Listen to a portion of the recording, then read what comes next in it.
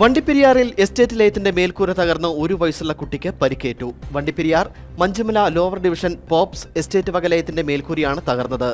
വീടിനുള്ളിൽ ഭീതിയോടെ കഴിയേണ്ട അവസ്ഥയെന്ന് എസ്റ്റേറ്റ് തൊഴിലാളികൾ പറയുന്നു. Vandiperiyar Manjumala lower division pops estate വക ലയത്തിന്റെ മേൽക്കൂര തകർന്നാണ് 1 വയസ്സുള്ള കുട്ടിക്ക് പരിക്കേറ്റത്.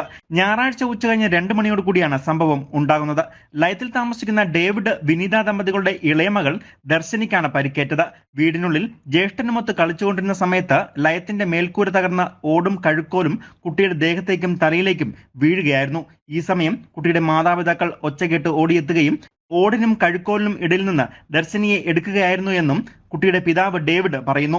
ഇത് ഞങ്ങൾ പെരിയാർ പോയിട്ട് വന്നിട്ട് കൊച്ചിനെ അകത്ത് ഇറക്കി വിട്ടതാണ്.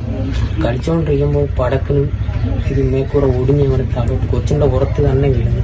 ഈ സമയം കുട്ടിയുടെ ബോധം നഷ്ടപ്പെട്ടിരുന്നു. തുടർന്ന് പീരുമേട് താലൂക്ക് ആശുപത്രിയിലും അവിടെ നിന്നും വിദഗ്ധ ചികിത്സയ്ക്കായി കോട്ടയം മെഡിക്കൽ കോളേജ് ആശുപത്രിയിലേക്ക് മാറ്റുകയാണ് ഉണ്ടായത്.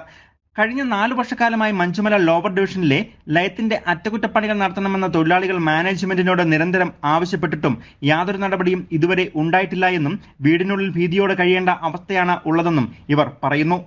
19 വാർഡിൽ ലൈമാണ്. 19 വാർഡ് പറഞ്ഞ ബോബ്സിന്റെ ലൈമോ ബോബ്സിന്റെ ലൈം മൊത്തം ഇങ്ങനെയാ പോയിരിക്കുന്നത്. എല്ലാ ലൈമും ഇതുപോലെ തന്നെ ഇരിക്കുന്നത്. ഒരു ബാത്റൂമോ അല്ലാതെ കക്കൂസോ ഒന്നും ഇവിടെ ശരിയല്ല. എല്ലാ ലൈമും ഇതുപോലെ ഇരിക്കുന്നത്. ഇത് മൊത്തം പേടിച്ച ആൾക്കാർ മുഴുവൻ ഇരിക്കുന്നത്. 4 കൊല്ലമായി വേണ്ടപ്പെട്ട ആൾക്കാർക്ക് മാത്രം കാര്യം ചെയ്യും. പോപ്സ് എസ്റ്റേറ്റിന്റെ മഞ്ചുമല മാത്രമല്ല പീരുമേട്ടിലെ മിക്ക തേയിലത്തോട്ടങ്ങളിൽ താമസിക്കുന്ന തൊഴിലാളികളുടെ അവസ്ഥയും ഇതുതന്നെയാണ്.